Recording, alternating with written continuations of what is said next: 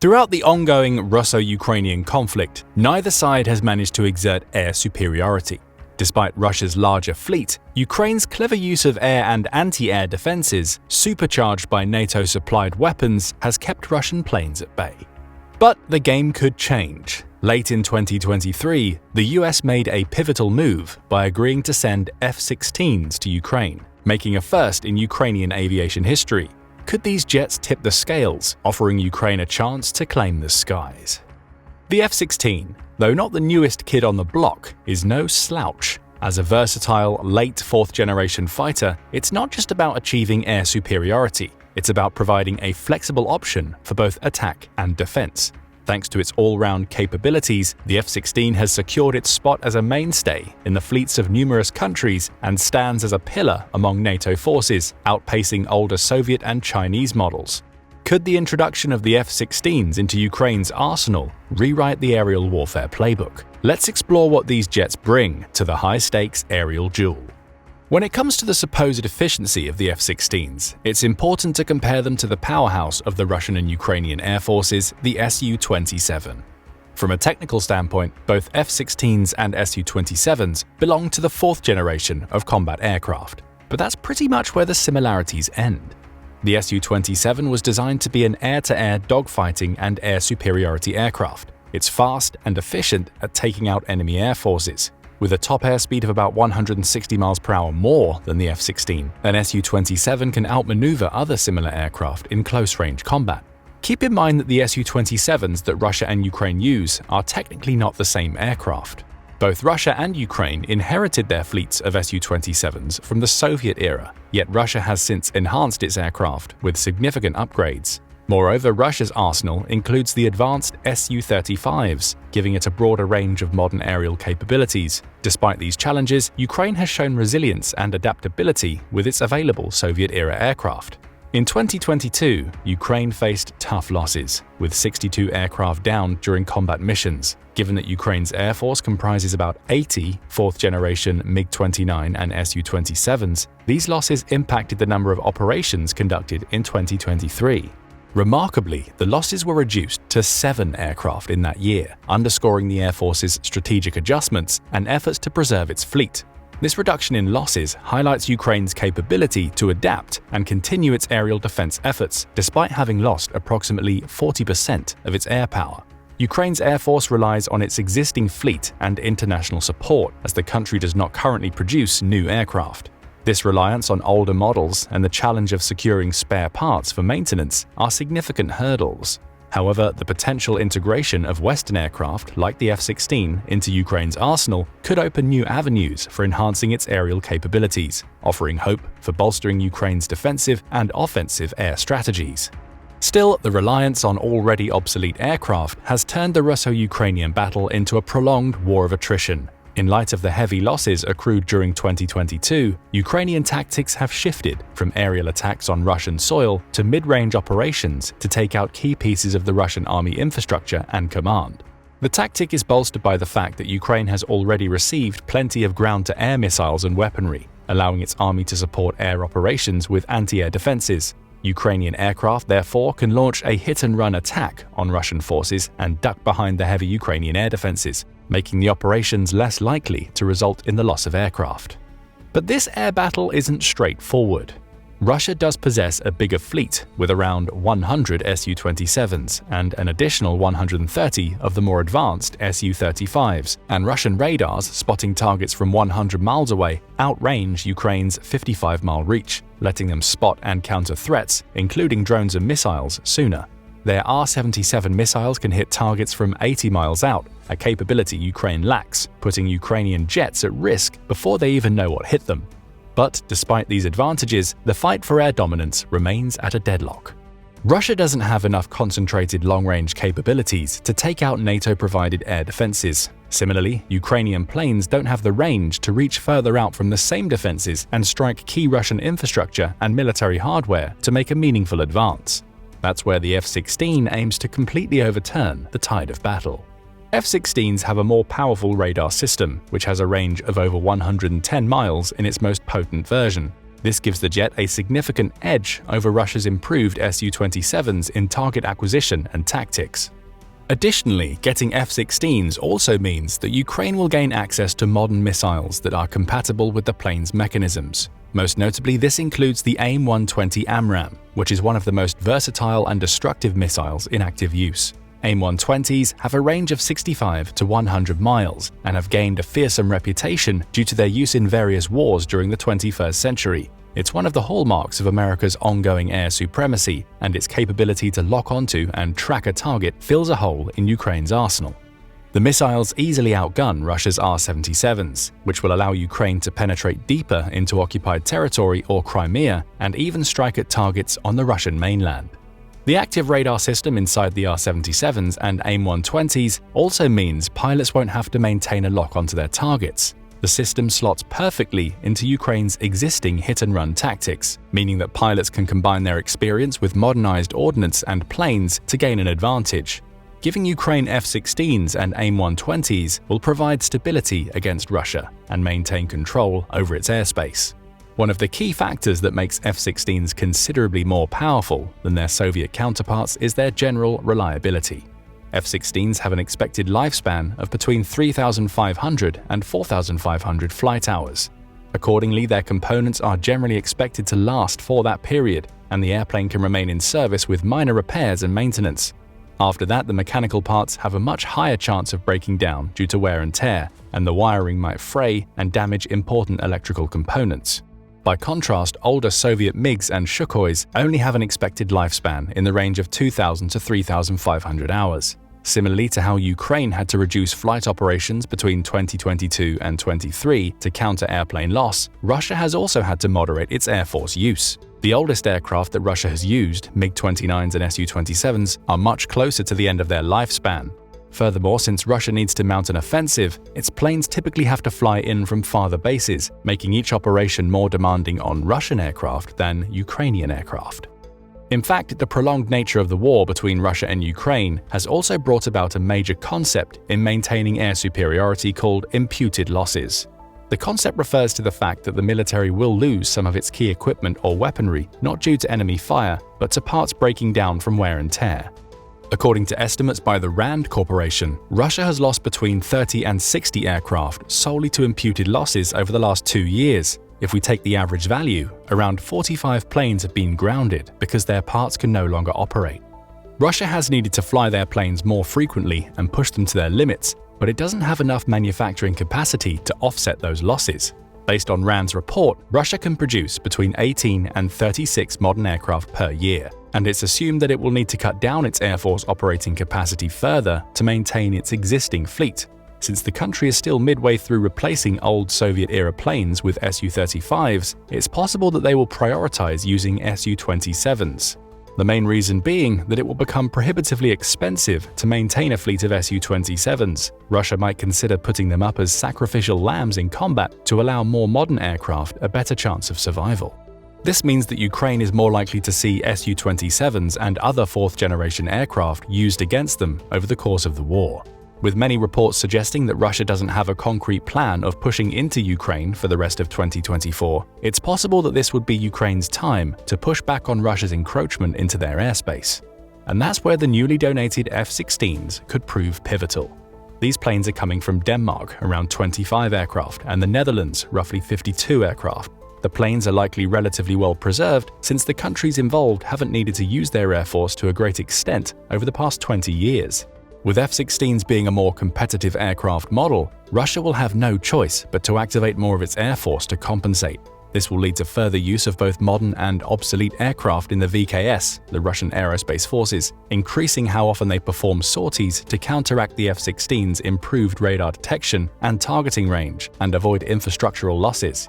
As a result, the increased aircraft usage will compound the imputed losses that the force will suffer throughout the war. Therefore, Russia might actively lose whatever advantage it has managed to hold onto for the last 2 years. Ukraine might even be able to take back contested areas, or at least manage to maintain air superiority over them. This will allow them to mount a concerted counter-offensive should the Russians ever falter on any front. Finally, if F-16s give Ukraine control over its airspace, they can be used to make offensive strikes deeper into Russian territory. taking out key artillery pieces that make ground combat more favorable for the Ukrainian forces. These victories in Ukrainian airspace could also prove fantastic for improving morale in the Ukrainian army.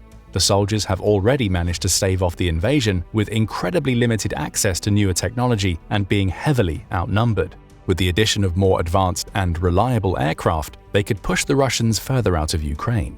But if the F-16s would have made so much difference for the Ukrainian forces, why have deliveries only started in late 2023? The answer to that hinges on the volatile state of global geopolitics. Over the past few years, Russia's Ministry of Foreign Affairs has issued statements suggesting that the US delivering F-16s to Ukraine would be seen as a direct threat to Russia. This stems from the fact that F-16s technically have the capacity to carry nuclear warheads instead of traditional missiles, at least according to the Russian Ministry of Foreign Affairs. Some have speculated that Russia would be willing to push the nuclear button on what it perceives to be grave transgressions against the country's efforts in Eastern Europe. This could plunge the entire world into a war, with many sides accruing significant losses as nuclear weapons are dispatched by all countries who own them. It should be noted that this is a similar strategy Putin has exercised in the past, even at the beginning of the invasion after it was clear that Ukraine wouldn't fall in 10 days. However, if the US took a chance and gave Ukraine F-16s at the start of the 2022 conflict, there's no telling whether Russia would follow through with that threat. But in recent years, Russia has pretty much exhausted its diplomatic options. With the Western countries becoming independent from Russia's oil and gas, Putin was forced to turn to China and India and other smaller trading partners to compensate for the income loss. However, that means that Russia has lost the upper hand in many negotiations and is currently positioning itself as a minor trading partner for China. As a result, leaders in the US and NATO were likely considering that the threats from Russia were empty and decided that they wouldn't lose too much and decided that they wouldn't lose much if they donated F-16s to Ukraine. Additionally, Russia's repeated attacks on civilian infrastructure has seen an increase in public support for Ukraine and may have encouraged the US to act faster to help shorten the war. The versatility of F-16s to carry both air-to-ground and air-to-air missiles means that they can be used to take down enemy drones and ordnance conducting strikes on civilian targets. Russia's situation is further complicated by the fact that its main ally throughout this war, China, seems to have gone silent on the matter. Considering China's goals to reduce American influence in the Indo-Pacific, it may be preparing to go to war with either the US or Russia to expand its claims and obtain more resources. That puts Russia in a hard situation where they won't have the backing of the world's second superpower should they make an impulsive decision. With the arrival of the F-16s, Ukraine will get a sizable boost in firepower. This comes in the form of advanced missile guidance systems that the planes can carry. While Ukraine already has access to some of the latest missiles available, such as the Storm Shadows, their capabilities were stunted by the fact that the MiG-29 and Su-27 weren't native platforms that can carry and guide them. The Ukrainian army had to cobble together makeshift carrying systems that could take these missiles into the air and launch them at the enemy. However, their range and accuracy took a hit, and their usefulness as precision strike missiles were largely nullified. With the addition of the F-16s, though, the army can now make full use of advanced weaponry to close the gap between Russia's numerical and technological superiority. Apart from the Storm Shadows, one potential game-changer associated with the F-16 donation is the AGM-88 HARM missile. This is an anti-radar missile that eradicates enemy positioning systems, thereby disabling them from launching long-range precision strikes. With these capabilities in Ukraine's possession, Russia will need to position its key artillery infrastructure closer to the border or withdraw it entirely. Furthermore, this strategic repositioning will also play to Ukraine's advantage. Due to the F-16's longer radar range and long-range capabilities, Ukraine will be able to exert more pressure on Russia's artillery, allowing it to eliminate Russia's long-range support equipment. What the F-16 will also bring to the table is improved mission control and tactical information access. Su-27s still rely on analog interfaces and gauges to display relevant information. However, since each display is limited to one piece or type of data, the cockpit of an Su-27 is loaded with displays and knobs, creating an information overload for the pilot. On the other hand, F-16s have integrated digital display systems. The digital screen allows the pilot to switch between different viewing modes and information panels. Apart from reducing visual clutter, the digital display has a much higher fidelity and responsiveness. All information that a pilot needs to consider at any given time can be accessed with a switch. However, the F-16 isn't the perfect solution for the Ukrainian military just yet. One of the most critical hurdles that need to be overcome is the lack of experienced pilots who can effectively navigate the F-16's modern systems. Since the Ukrainian Air Force so far has had no direct contact with F-16s, its pilots have never been trained on its modules. According to some estimates, it would take between 4 and 6 months to retrain a pilot from an Su-27 to an F-16. This is further complicated by the fact that most Ukrainian soldiers aren't proficient in English. While this might not seem significant, it's important to remember that training manuals and manufacturing manuals are rarely translated into languages as uncommon as Ukrainian, which is spoken as a main language only in Ukraine itself. This means that the US or another NATO country would need to partake in a monumental task of translating all manuals to Ukrainian while ensuring they are consistent and logical. Since this wasn't seen as a priority at the time, another option is to teach Ukrainian pilots English to a sufficient level. Even the few Ukrainian pilots who are proficient in English and can start training immediately need between 2 and 4 months before they would be combat ready. Additionally, F-16s require a different military airport strip setup.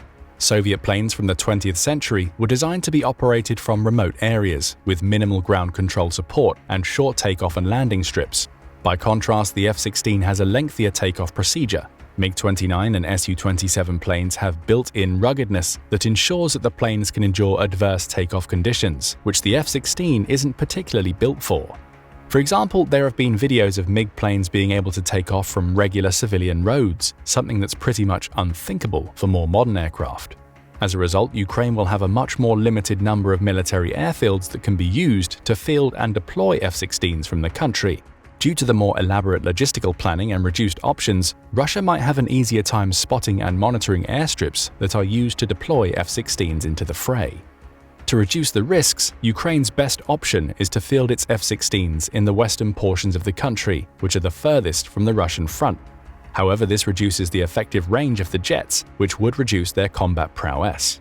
This is further compounded by the fact that F-16s actually have a lower travel range than Su-27s.